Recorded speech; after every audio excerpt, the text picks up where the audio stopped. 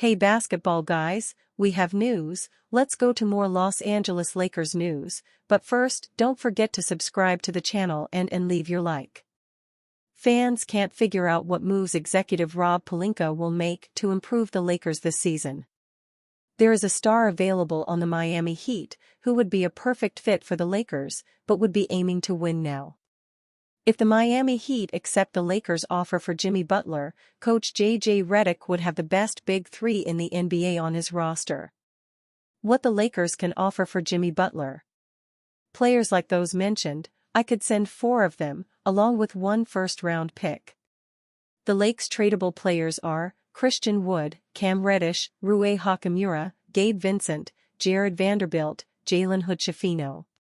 If you can keep Rui Hachimura on the Lakers, even better. But in any case, a package with 4 players and 2 picks for Jimmy Butler would bring the Lakers back into championship contention. Rumors, Lakers and Miami Heat make a big player swap. With the Jimmy Butler saga continuing, many people have wondered which team would be the best landing spot for him. Well, former NBA star Carmelo Anthony has weighed in on this on his 7 p.m. in Brooklyn show, noting that Butler should move to the Lakers and form a big three with LeBron James and Anthony Davis. He believes their big three will find great success together. Right now? I'm sending Jimmy to the Lakers, best fit Lakers. You got a veteran team, you got veteran guys on your team. Bron knows how to F***K with you, he knows what you're gonna bring to the team. They need defense, you could bring that, you bring toughness and you can go get it. Bron don't want to have to keep going and get it all. Like AD is going out there doing what he's doing. You put Jimmy alongside. A trade to the Lakers is certainly an interesting idea. Of all the teams that have been linked to Butler, the Lakers have not been on that short list. Presumably because of the struggle of accommodating 3 huge salaries and still retaining key role players on their team so that they can make a sincere championship push.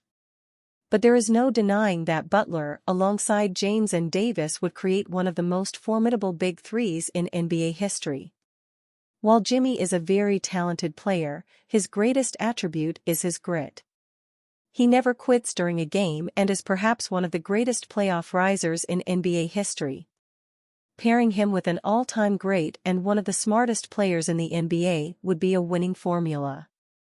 The problem with this move would be that it would make the Lakers quite thin from a roster standpoint, and it would require the star players to play some big minutes, which could risk them getting injured. Regardless of the pros and cons, Butler joining James and Davis as a trio would be box office. And as always, we here at Fadeaway World figured out 3 different ways that the Lakers front office could make this deal happen. Jimmy Butler must be patient over trade. With just about 4 weeks left till the February 6th trade deadline, the Miami Heat have quite a bit of time to find the right trade partner for Jimmy Butler. Pat Riley is one of the most shrewd NBA executives of all time, and he isn't going to be strong-armed into taking a deal that isn't good for the Heat in his eyes. As such, it is in the best interest of Butler to come back to the team and not create any more problems to put pressure on Riley in hopes that he speeds up a trade. It was reported that Butler is expected to return to the Heat lineup with his 7-game suspension nearing an end. When he does return, he should just keep his head down and play, as that is something Riley has criticized Butler for not doing in the past. While Riley's earlier comments may have ruined their relationship, Jimmy should abide by his school of thought for the time being so he can get what he wants. Austin Reaves takes first step toward improving flaw that's holding Lakers back. Progress has to start somewhere.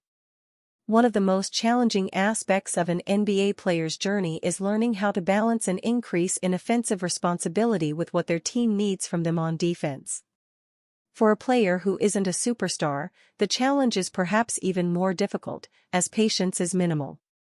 Austin Reaves is learning that the hard way in 2024-25, as the strides he's made on offense have been unfortunately balanced by his lack of progress on defense. Reaves is in the midst of a statistical career year, averaging 18.3 points, 5.9 assists, 4.3 rebounds, 1.1 steals, and 2.6 three-point field goals made per game. Unfortunately, his defense has been below par, with teams even targeting him in isolation.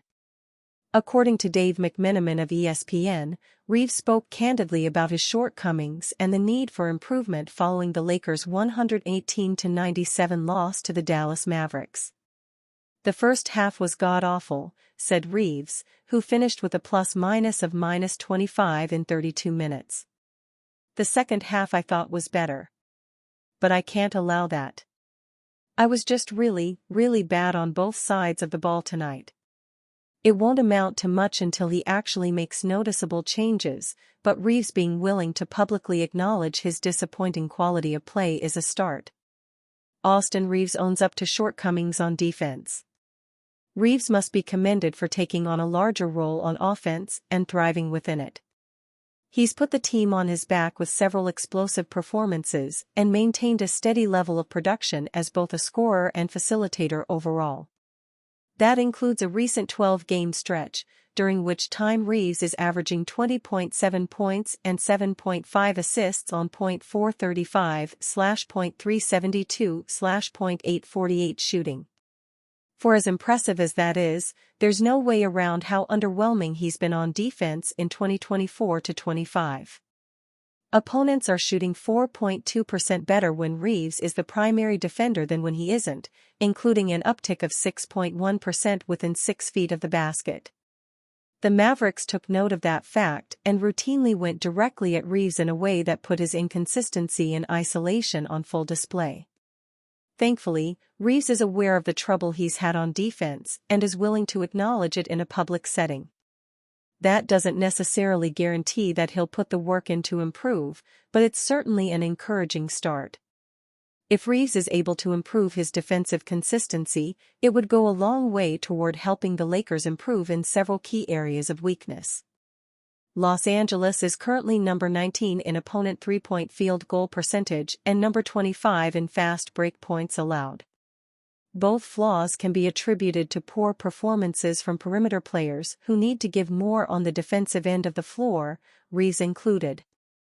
Acknowledging the problem is the first step toward truly addressing it, and Reaves has taken that crucial stride for a Lakers team in need of defensive consistency. Lakers' patience with third-year guard is paying off. In the tumultuous landscape of the NBA season, third-year guard Max Christie's journey with the Los Angeles Lakers has been a testament to patience and strategic foresight. When the 21-year-old found himself sidelined early in the season, questions arose. Signed to a substantial 4-year, $32 million deal just this past offseason, expectations were high despite modest performances in his first 2 professional seasons. Known for his defensive prowess and developmental strides in the G League with South Bay, the Lakers front office saw a long-term investment in Christie's potential. Unlike past moves where young talents were swiftly traded, the third-year guard's trajectory has taken a different turn. Despite early setbacks, recent weeks have seen a resurgence for the Lakers' two-way threat, with head coach J.J. Redick reintegrating him into both the rotation and even the starting lineup. The decision has paid dividends, benefiting both Christie's growth and the team's overall performance. Unleashing potential. Christie's statistical resurgence underscores his evolving role.